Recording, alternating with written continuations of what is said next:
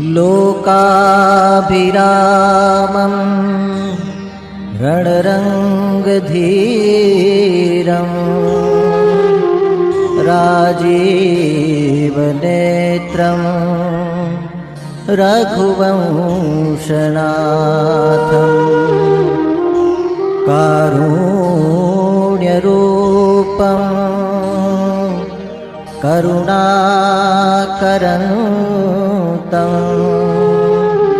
श्रीरामचन्द्रं शरणं प्रपद्ये। नारायणं नमस्कृत्य नरं चैव नरोत्तमं देवी सरस्वती व्यासं ततो जयमुदीरयेत्।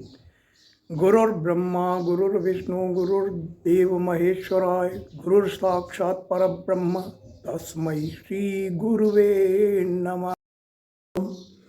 आज हम भगवान राम की प्रागट्य दिवस रामनवमी के शुभ अवसर पर भगवान राम के चरित्र और रामचरितमानस दर्शन की कुछ चर्चा हमारी बुद्धि के अनुसार करेंगे। भगवान का अवतार क्यों होता है?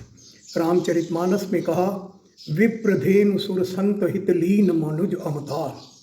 सामान्य अर्थ है विप्र का ब्राह्मण, धेनु का गौ, सुर का देवता और संत। इन्हीं के लिए अवतार लिया, इनके हित के लिए अवतार लिया। सामान्यतया तो बात ठीक है, पर भगवान ने तो कहा है और भगवान ने किया भी है। शबरी का भी उद्धार किया है, केवल ब्राह्मण का ही नहीं, केवल गौ का ही नहीं, गीध, वानर, रीछ सबको साथ लिया है, सबके हित किए हैं।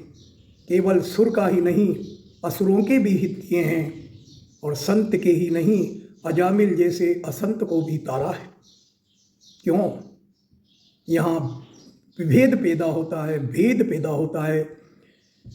तो भगवान ने कहा है, शबरी को कहा, कह रघुपति सुनु भामिनी बाता, मानव एक धर्म करनता, जाति पाति कुल धर्म बढ़ाई, धन बल परिजन गुण चतुराई। मैं इनको नहीं मानता, जाति पाति को नहीं मानता, कुल को नहीं मानता, वो धेनु है या पशु है, और कौन सा पशु है। धर्म की बड़ाई को नहीं मानता, धर्म में जो बड़े बड़े पदों पे है, जो मठाधीश हैं, जो धर्मष्टाता है, उनका भी नाता नहीं मानता।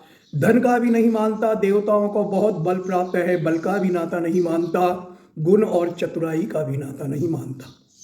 तो फिर विप्र, धेनु, विप्र का अर्थ क्या है? विप्र का एक अर्थ सज्जन भी है, और धेनु का एक अर्थ परोपकारी भी है, और सुर का एक अर्थ दाता भी है, और संत का एक अर्थ ज्ञाता भी है। अब यहाँ विप्र, धेनु, सुर, संत, भगवान ने इनके लिए ही केवल अवतार नहीं लिया, अपने आप को यहीं सीमित नहीं रखा है। विप्र क्या है? विप्र वह है जो धर्म पर चलता है, वही तो विप्र है। यहाँ धर्म आ गया है। धेनु क्या है? अर्थ का सही रूप। गौ कितनी पावनता से रहती है, और उसका हर अंग, हर वस्तु उस द्वारा दी गई, गौ द्वारा दी गई हर वस्तु अर्थ पैदा करती है, अर्थ है। सुर, सुर कामनाएं पूरी करते हैं, काम है। और संत मोक्ष प्रदान करते हैं, विरक्ति प्रदान करते हैं, मुक्ति प्रदान करते हैं। तो सत्य में देखा जाए तो अगर इसके गूढ़ अर्थ पर जाया जाए तो धर्म, अर्थ, काम, मोक्ष, ये जो पुरुषार्थ चतुष्टय हैं, इनकी स्थापना के लिए, इनकी रक्षा के लिए, इनकी वृद्धि के लिए, इनकी ताकत के लिए ही भगवान का अवतार होता है। यही वास्तव में इस दोहे का अर्थ है और भगवान के अवतार का कारण है। ये चारों विप्र, धेनु, सुर और संत, ये सब इनका पर्यायवाची या इनका गूढ़ अर्थ देखा जाए तो धार्मिक है, कर्मनिष्ठ है, परोपकारी है, आचारी है, विचारी है। इसीलिए तो भगवान ने उत्तरकांड में कहा है, रामचरितमानस में यहाँ की इस बात को स्पष्ट कर दिया गया है, विरति विवेक भगति दृढ़ करनी, मोह नदी कह सुंदर तरनी। ये कथा, ये राम का चरित्र, ये भगवान का अवतार, विरति विवेक भगति दृढ़ करनी, मोह नदी कह सुंदर तरनी। विरति देने वाला है। यहाँ भी विरति का अर्थ है मोक्ष। विवेक, विवेक क्या है? धर्म को विवेक से समझा जाता है।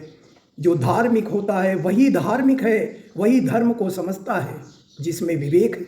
ज्ञानी तो अधर्म भी कर देते हैं। भगति, विरति, विवेक, भगति। भगति क्या है? हमारा कर्म ही भक्तिमय हो।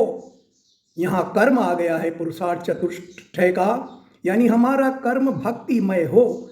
हर कर्म भक्ति के साथ हो, भगवान से जुड़ाव के साथ हो। भक्ति का अर्थ है जुड़ाव, विभक्ति का अर्थ है अलग होना। तभी तो वाल्मीकि ने कहा, प्रभो वहाँ रहिए जो हर काम आपके नाम से करते हैं। तुम्हें निवेदित भोजन करहीं, प्रभु आज्ञा पट भूषण दरहीं, चरण राम तीरथ चल जाई। यह कर्म है, भक्ति ही कर्म है। और चौथा कहा, मोह नदी का सुंदर तरनी। मोह से दूर होना, मोह से दूर होना ही तो वास्तव में अर्थ है। अर्थ का सही उपयोग है। सबसे ज़्यादा मोह व्यक्ति का अर्थ में होता है। अर्थ के लिए व्यक्ति किसी को भी नष्ट कर सकता है, किसी को भी धोखा दे सकता है, किसी को भी छोड़ सकता है। इस संसार में अर्थ का साम्राज्य है। इसलिए मोह नदी जो व्यक्ति का सबसे बड़ा मोह है, रामचरितमानस में कहा है, मोह अपारा, काम क्रोध भय, मोह अपारा। मोह तो अपार होता है और अर्थ की भी सीमा अपार होती है। तो अर्थ ही एक मोह का रूप है। तो मोह नदी जिस तरह पानी बहता है, उसी तरह पैसा बहता है, धन बहता है। तो मोह नदी का सुंदर तरनी, वहाँ से पार करने की ये सुंदर तरनी है राम कथा, राम का चरित्र। तो भगवान का जो अवतार हुआ है वह वास्तव में धर्म, अर्थ, काम, मोक्ष के लिए हुआ है।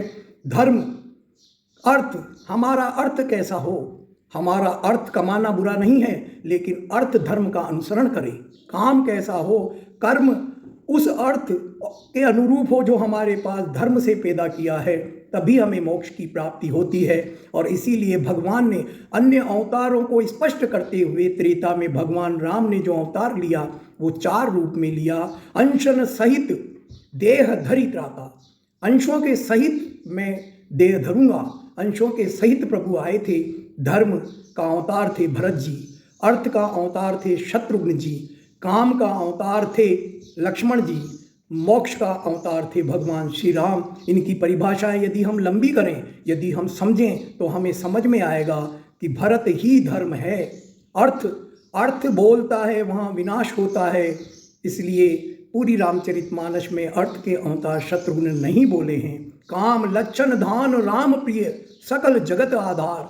हमारी कामनाएं लक्षणों के अनुरूप हो, सुलक्षित हों, यही लक्ष्मण का अवतार है। और मोक्ष भगवान है ही। तो वास्तव में विप्र, धैनु, सुर, संत के लिए नहीं, बल्कि दर्शन रूप में देखा जाए तो इन्हें इंगित किया है धर्म, अर्थ, काम, मोक्ष के रूप में। और धर्म, अर्थ, काम, मोक्ष के लिए ही प्रभु का अवतार हुआ है। विप्र वही है जो धार्मिक है। धेनु है ही। धेनु का महत्व इसीलिए है कि हर चीज़ अर्थ देती है उसका। सुर का महत्व, सुर की आराधना इसलिए है क्योंकि वो कामनाएं पूरी करते हैं। और संत वही है जो मुक्ति को प्राप्त हो गया है, जो वैराग्य को प्राप्त हो गया है, जो विरक्ति को प्राप्त हो गया है। जो कामनाओं में फंसा हुआ है वह संत नहीं है। तो हमें इस रूप में समझना है, धर्म, अर्थ, काम, मोक्ष, पुरुषार्थ चतुष्ट के लिए भगवान राम का अवतार हुआ है। इसी रूप में हम समझें और धर्म, अर्थ, काम, मोक्ष के सही रूप को समझकर उस पर चलने का प्रयास करें। जय श्री राम, जय श्री राम।